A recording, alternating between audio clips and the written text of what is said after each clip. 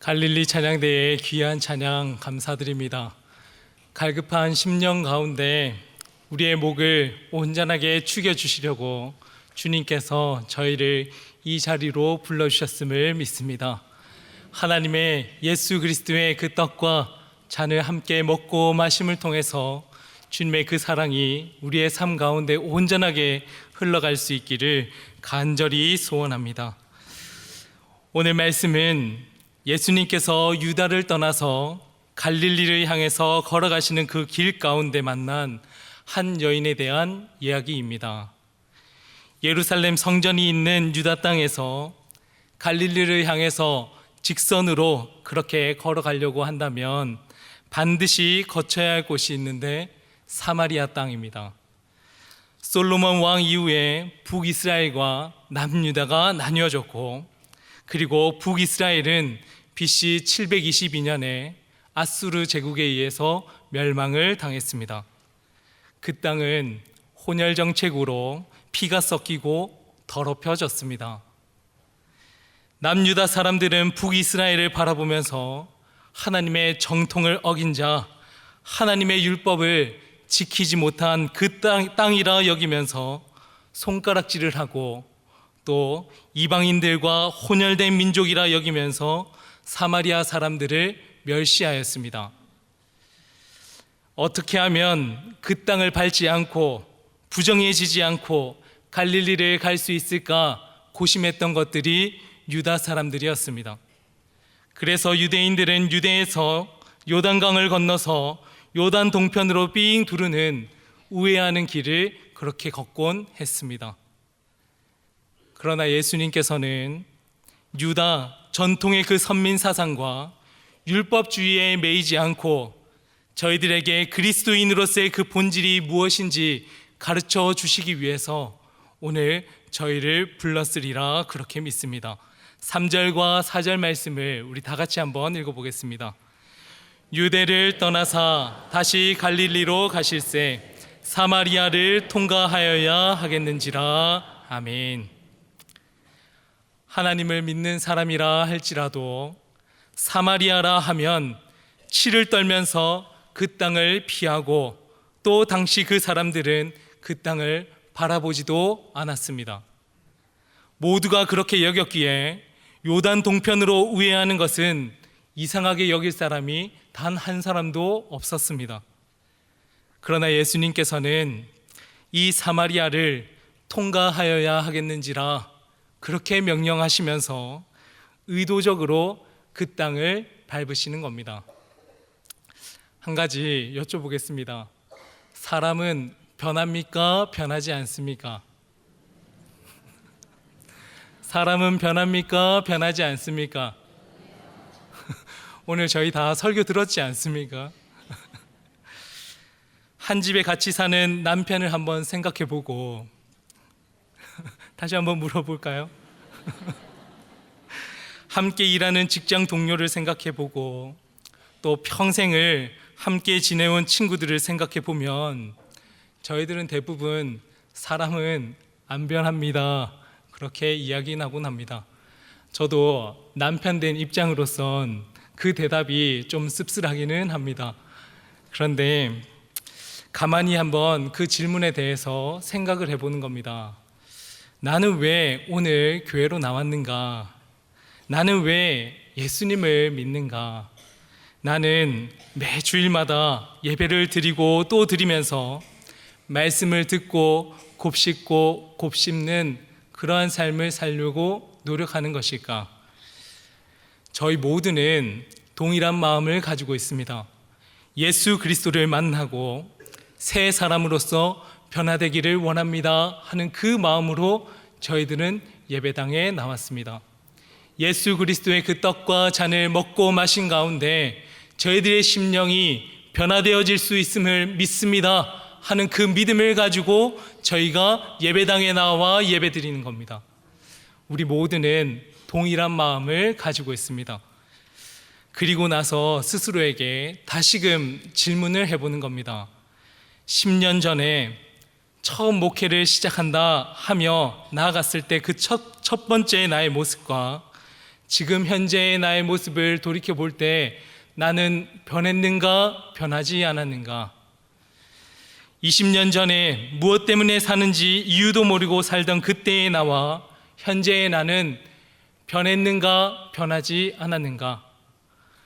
하나님의 말씀을 듣고 또 들으면서 예배 공동체에서 평생을 살아왔었던 나는 변했는가, 변하지 않았는가 하는 그 질문을 남편을 생각하면서 묻는 질문이 아니라, 세상 사람을 바라보면서 묻는 질문이 아니라 나 자신을 향해서 묻는 질문으로 바꿔서 물어보니 이렇게 깨닫는 것이 있었습니다. 다른 사람을 향해서 손가락질하면서 바라볼 때는 사람은 절대 안 바뀝니다. 우리 남편, 왼수 같은 남편 보니까 진짜 안 변합니다. 그것이 저희들의 마음일 것 같습니다. 그런데 자기 자신을 바라보면서 내 마음 가운데 찾아오신 예수님을 품고 질문을 해보는 겁니다.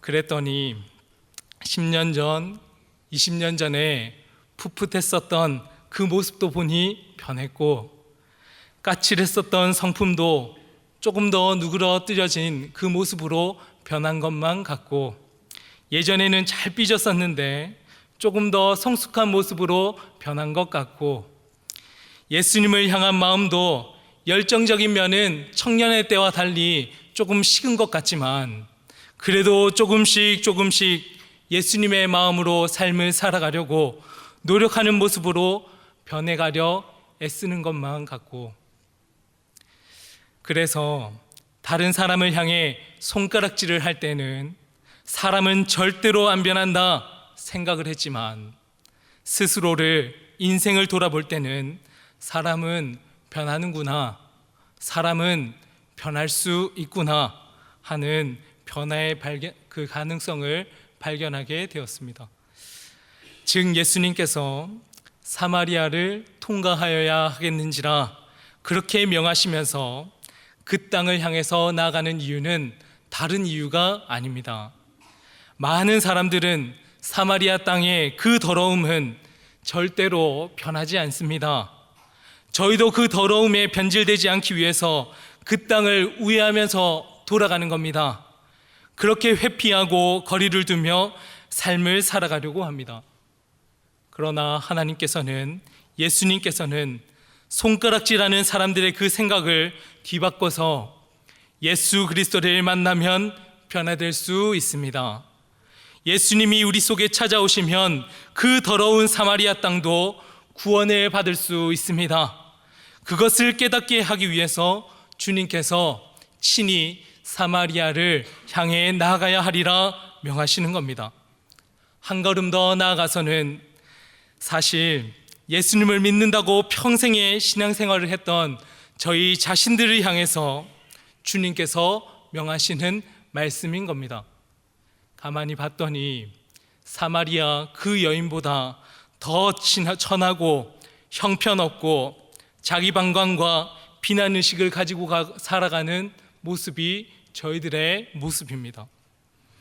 죄인이라고 하는 그 스스로의 모습을 돌아보게 하기 위해서 우리는 손가락질하면서 다른 사람을 향해서 바라볼 때에는 변할 수 없다 그렇게 말하지만, 우리 스스로를 돌아보며 예수님을 이 속에 품고 있을 때 변화될 수 있단다, 우리도 예수 그리스도를 붙들고 새 사람이 될 수 있다 하는 그 마음을 다시금 우리 가운데 품게 하기 위해 주님께서 사마리아를 통과하여야 하겠는지라 그 음성을 저희에게 들려주시리라 믿습니다. 정오 대낮에 물을 기르면서 아무도 만나고 싶어 하지 않았던 그 한 여인에게 예수님께서는 당당하게 찾아가셔서 내게 물을 좀 달라 그렇게 요청하셨습니다. 9절과 10절 말씀을 우리 다 같이 한번 읽어보도록 하겠습니다. 사마리아 여자가 이르되 당신은 유대인으로서 어찌하여 사마리아 여자인 나에게 물을 달라 하나이까 하니, 이는 유대인이 사마리아인과 상종하지 아니함이로라.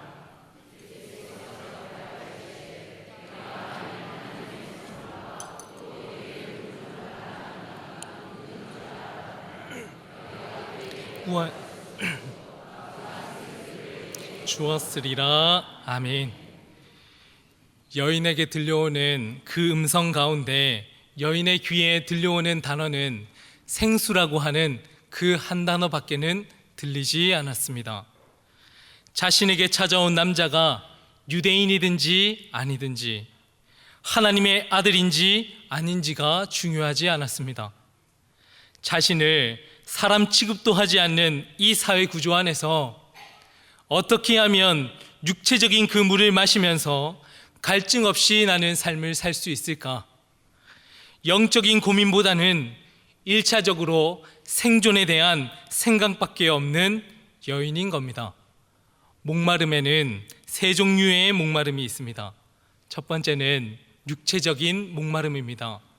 여인이 사마리아 여인이 찾던 그 목을 축이기 위한 그냥 생수, 그러한 목 축임을 위한 물이 있습니다. 목마름이 있습니다. 두 번째는 세상적인 목마름입니다. 당신이 우리의 조상 야곱보다 더 크니까 세상적인 우위를 통해서 자신의 그 목마름을 해결하고자 했었던 여인입니다. 유대인들도 세상적 잣대를 가지고 사마리아 땅을 손가락질하면서 저 더러운 사마리아는 상종하지도 말아야 한다, 그러한 무지로 눈이 가려져 있었습니다.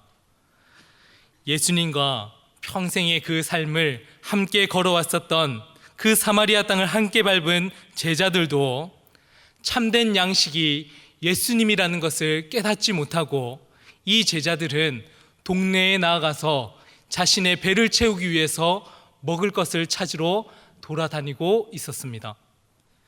심지어 예수님을 직접 만난 사마리아 여인도 영생하도록 솟아나는 샘물인 예수님을 알아보지 못했습니다.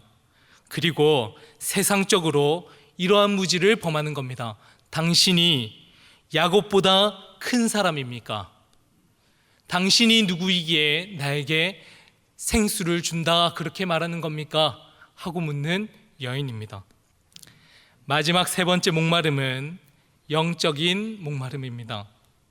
예수님께서는 여인에게 육체적으로 세상적 목마름을 넘어서서 영생하도록 솟아나는 그 샘물인 예수 그리스도를 깨닫게 하기 위해서 사마리아 여인에게 가서 내 남편을 불러오라 그렇게 명령을 하셨습니다. 저희 다 같이 17절과 18절 말씀도 다 같이 한번 읽어보겠습니다. 여자가 대답하여 이르되 나는 남편이 없나이다. 예수께서 이르시되 내가 남편이 없다 하는 말이 옳도다. 너에게 5 남편이 있었고 지금 있는 자도 내 남편이 아니니 내 말이 참되도다. 아멘. 여인은 세상을 살아가면서 자신의 그 영적인 목마름을 여러 명의 남편을 통해서 축이고자 했습니다. 하지만 아무리 자신의 그 갈급함을 채우고자 할지라도 물을 붓고 또 부어도 여러 명의 그 남편은 밑빠진 독과 같아서 자신의 그 공허함과 영적인 그 갈급함을 채워지지가 않는 겁니다. 노력하면 노력할수록 삶에 대한 그 허무함은 커져만 가는 겁니다.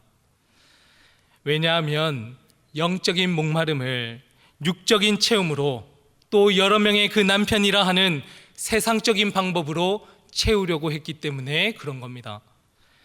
아무리 종교적인 지위가 높다 하더라도, 아무리 물질적으로 세상적으로 부가 가득하다 할지라도, 많은 인맥을 가지고 든든한 연줄을 쥐고 있다 할지라도 그런 것들을 가지고 저희들의 그 영적인 목마름을 채울 수는 없는 겁니다. 영적인 목마름을 채울 수 있는 유일한 분이 계시다면 그분은 예수 그리스도 한 분밖에는 없습니다.